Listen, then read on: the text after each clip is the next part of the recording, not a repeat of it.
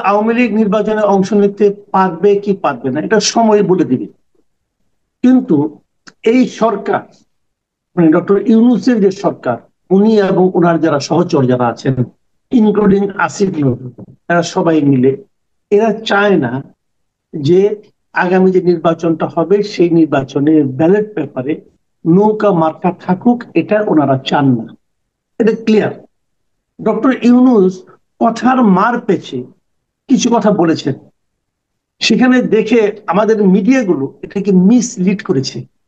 উনি একবারের জন্য বলেননি যে নৌকা মার্কা থাকবে, বরং উনি স্পষ্ট করেই বলেছেন যে ব্যালট পেপারে নৌকা মার্কা থাকছে না।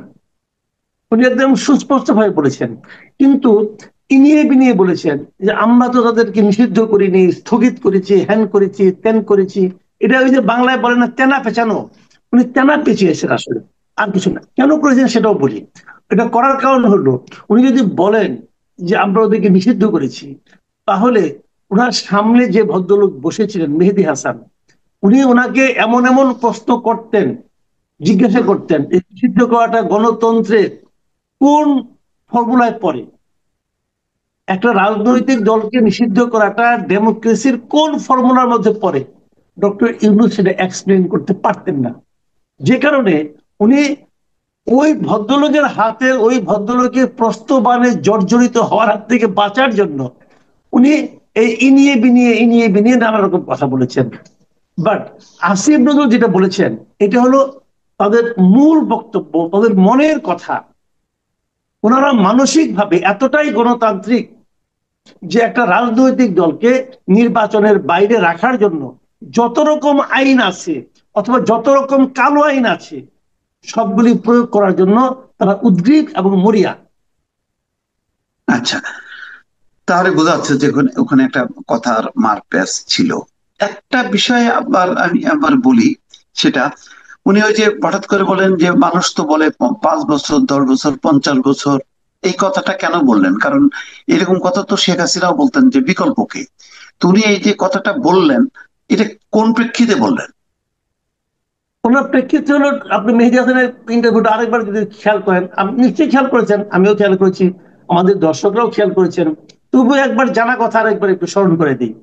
প্রশ্নটা হলো, মেহেদী হাসান তাকে বলেছিলেন যে অনেক লোক, অনেক বুদ্ধিজীবী লোক, অনেক বিশিষ্ট বিশিষ্ট মানুষ যারা আছে, জনগণ যারা আছে দেশে বিদেশে, তারা তো বলতেছে যে নির্বাচনটা দ্রুত হওয়া দরকার, এবং মানে এই দ্রুত হওয়া তারা দরকার। মানে 6 মাস দিতে পারলো, আপনারা 18 মাসে দিতে হ্যাঁ, পারছেন না কেন? এই দ্রুত হওয়া নেপালের দরকার, কথা। এই কথাটাকে জাস্টিফাই করার জন্য মেহেদী হাসান কিন্তু নেপালের এক্সাম্পলটা নিয়ে আসছিলেন। হ্যাঁ। এইটা এনে উনি বলার চেষ্টা করছেন সব। তখন উনি যেহেতু বলেছে কেউ কেউ 6 মাসের মধ্যে হওয়া দরকার, এখন ওনার তো তার পাল্টা কথা বলতে হবে। তখন উনি বলেছেন, হ্যাঁ বলেছে, আবার অনেকে তো এটাও বলছে যে আপনি 5 বছর থাকেন, 15 বছর থাকেন, 50 বছর থাকেন, এখান থেকে অনেকে বলেছে।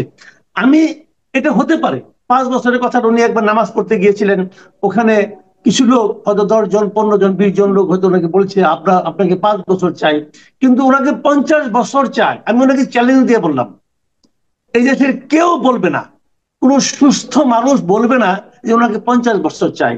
এক ধরনের কি হতাশা আছে? মাহফুজ আলম যে সেদিন বললেন যে 2 মাস ধরে অপেক্ষা করে আছি, অনিশ্চয়তার মধ্যে আছি।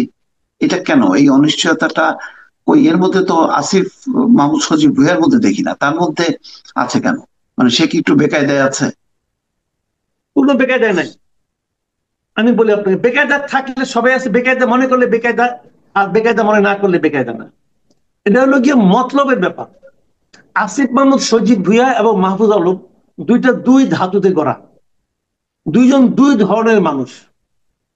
আসিফ মাহমুদ সজীব হুম। ভুঁইয়া হলো আমাদের ট্র্যাডিশনাল পলিটিশিয়ানদের একটা চূড়ান্ত ক্যারেক্টার।